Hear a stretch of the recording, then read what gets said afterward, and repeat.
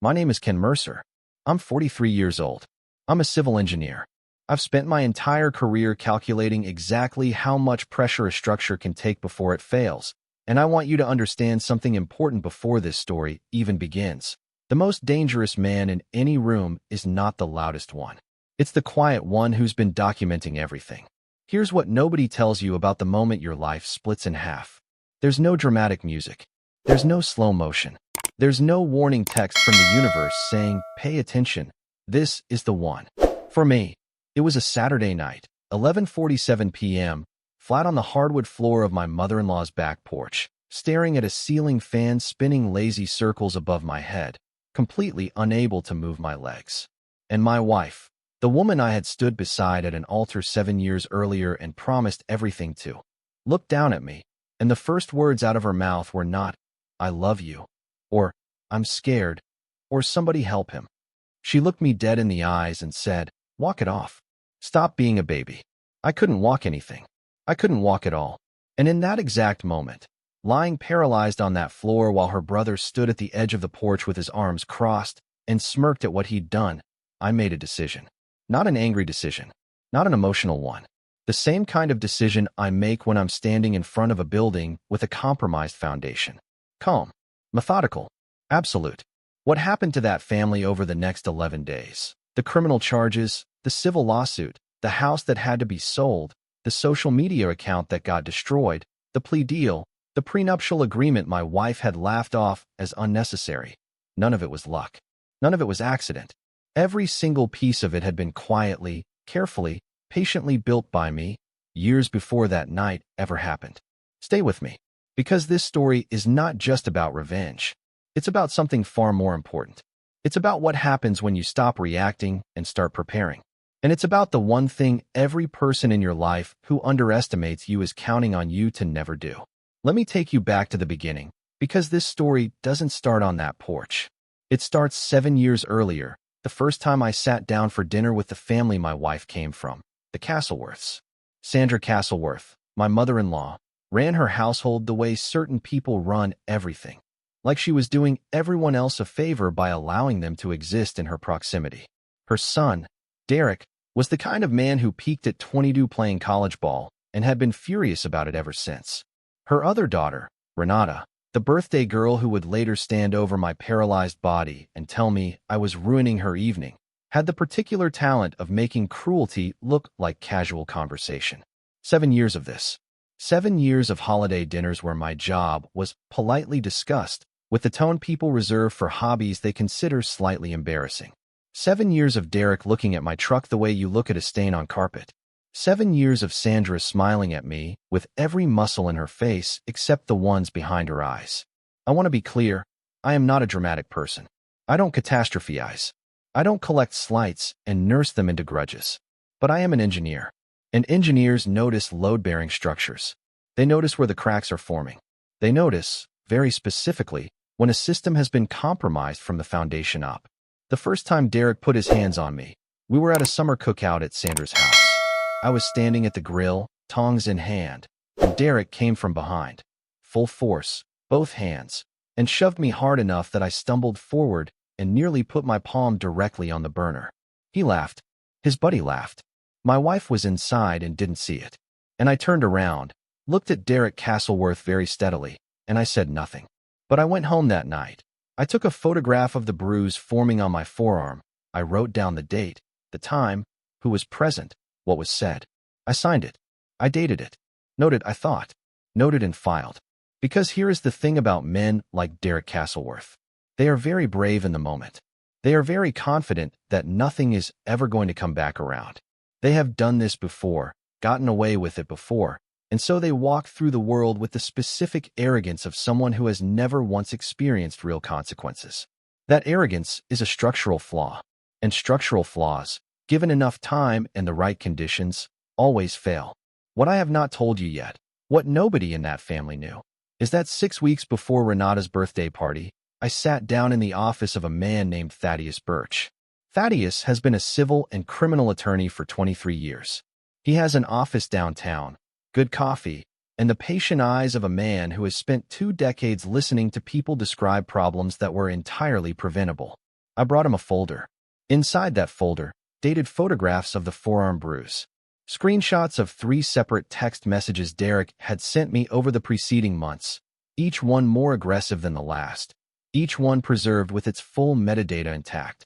A handwritten account of a second physical incident at Thanksgiving. Derek's elbow, thrown deliberately during a family touch football game, signed and dated by me the night it happened. And a 4-year log of every prior instance of physical aggression or threatening behavior, documented in real time, every single one. Thaddeus went through the folder slowly. Then he looked up at me and said, "Mr. Mercer, what exactly are you expecting to happen?" I told him I didn't know precisely, but I wanted to be ready.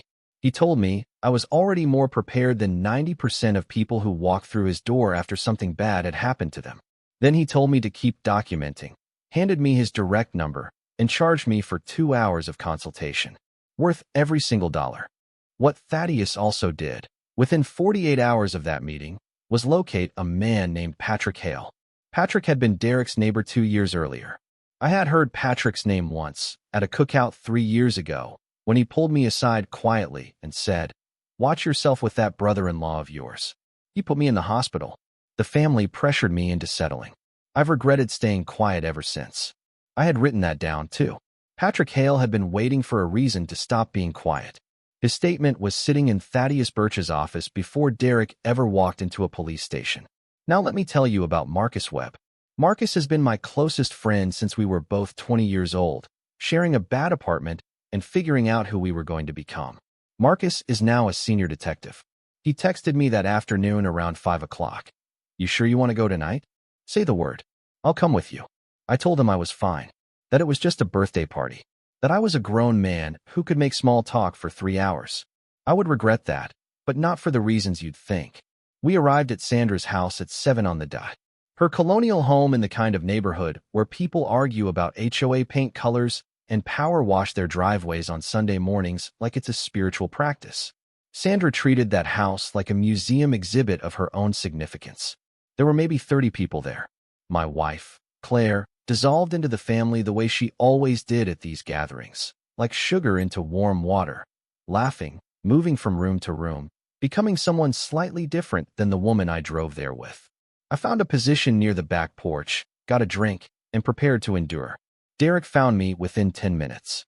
Of course he did. He said my name the way you'd say a minor inconvenience, a parking ticket, a late fee, something mildly irritating that you'll deal with and forget. He stood beside me, surveying the party with the satisfaction of a man who believes he owns every room he enters. "You look tense," he said. "I'm relaxed," I told him. "You always look like you're calculating something." I didn't answer that one, because the honest answer was yes. The night settled into that late party rhythm. Conversations overlapping, music turned down low, people loosening up. I noticed a man near the bookshelf, older, quiet, nursing a glass of red wine with the particular stillness of someone who had long ago learned that watching was more useful than talking. His name, I would later learn, was Corbett Malone, an old neighbor of Sandra's. I liked him immediately the way you like people who seem to actually be paying attention. I did not know yet how important Corbett Malone was about to become. Then, from inside the house, I heard Derek's voice rise above the party. Loud, theatrical, performing. He was telling a story, and the punchline of that story involved my younger sister, Mara. I won't repeat what he said. I'll tell you that it was the kind of thing a certain type of man says about a certain type of woman when he believes he's among safe company and no one who cares is close enough to hear. He was wrong about that. I set my drink down on the porch railing. I walked inside. Calm. The way water is calm right before it goes over the edge of a waterfall. "Say it again," I said. The laughter stopped. Derek turned, saw me, smiled. The crowd around him did the uncomfortable, almost laugh of people who can feel that something real is happening and don't know which way to lean. "Dale, buddy, I was just..." "Look at me and say it again." The room went quiet with a specific kind of gravity. Not manufactured drama. Something with actual weight behind it. Derek's smile didn't move. He was good at this part, the performance of being unbothered. He'd practiced it his whole life. "Lighten up. It was a joke. It wasn't funny. You're embarrassing yourself." He put his drink down, rolled his neck, and I saw it. The decision forming behind his eyes. Derek Castleworth had spent 40 years being the biggest, loudest presence in every room he'd occupied. And right now, in front of people whose opinion mattered to him, I was making him look small. He wasn't going to allow that. He clapped one hand on my shoulder, hard, and steered me toward the back porch. Come on, let's go outside, cool off. I moved toward the door. He followed. I didn't see the second hand coming. That's the thing about men like Derek. When they strike, they don't do it in anger. They do it deliberately. What happened next was not a shove. It was not an accident. It was not horseplay. Both arms, full force, from behind, while my back was turned. I hit the hardwood floor of that porch at an angle that a physician would later describe, 3 times in a single sentence, while making direct eye contact with a uniformed police officer, as inconsistent with a fall. And then I couldn't move my legs. Not heavy, not unsteady. Could not move them. At all. I lay on Sandra Castleworth's back porch staring up at a ceiling fan turning slow circles, and I felt something I had not felt in a very long time. The specific, clarifying terror of a man who does not know if he will ever walk again. Claire appeared above me, and I genuinely thought, here it is. Here's the moment where she chooses me. 7 years of marriage. Here is the moment. She looked down and said, walk it off. Stop being a baby. Walk it off. Renata appeared behind her. Oh my God, he's doing this on purpose. You are ruining my birthday. Derek stood at the edge of the porch, arms crossed, smirking, not worried, not guilty. The smirk of a man who is absolutely certain he is going to get away with something. Then Corbett Malone pushed through the small crowd, crouched beside me, put one hand on my arm, and said quietly, don't move. I called 911. It's 11:47. Don't move. I had never spoken more than 4 words to this man. In that moment I could have wept. The lead paramedic arrived, assessed me with practiced efficiency, asked me to squeeze her fingers, asked me to push against her hand with my foot. I could do neither. She asked what happened. I told her. She listened without expression. Then she looked at the angle of my body, looked at where Derek was standing, looked back at me. She picked up her radio and called for police backup, not as procedure, not as formality, with the specific tone of someone who has already made a decision about what she is looking at. Before they moved me, she leaned close and said quietly, I've seen this injury pattern before. I'm filing my report accordingly. I didn't fully understand what that meant until the next morning. Hospital ceilings are all the same. Acoustic tile, fluorescent light, the kind of quiet that strips everything non-essential away and leaves you alone with the truth. I stared at the ceiling of that hospital for most of the night. The MRI results came in at 8:14 in the morning. The attending physician chose his words the way a careful man handles fragile things. Severe spinal cord compression. Significant nerve involvement. 2 distinct points of impact. Inconsistent with a simple fall. He said the word impact 3 times. Each time, he looked at the officer standing by the door. Marcus Webb arrived at 9:03 a.m. Before Claire. I need you to sit with that. My best friend arrived at that hospital before my wife of 7 years. He walked in with 2 coffees, sat down, and said nothing for a moment. Corbett Malone gave a full statement. He had a direct sight line from 8 feet. Detailed. Consistent. The paramedics' report flagged the injury as inconsistent with an accidental fall. He looked at me. Derek Castleworth is being asked to come in for questioning today. Claire arrived at 9:31. She did not come alone. She came with Sandra and Renata, who apparently felt the hospital room of the man she'd accused of ruining her birthday was an appropriate setting for the morning after. Sandra stood near the window with her arms folded, looking at me the way she always had, like a problem her daughter had imported and never properly resolved. Renata was on her phone. Claire said, we need to talk about how we handle this. As a family, I said, I'd like you to meet someone.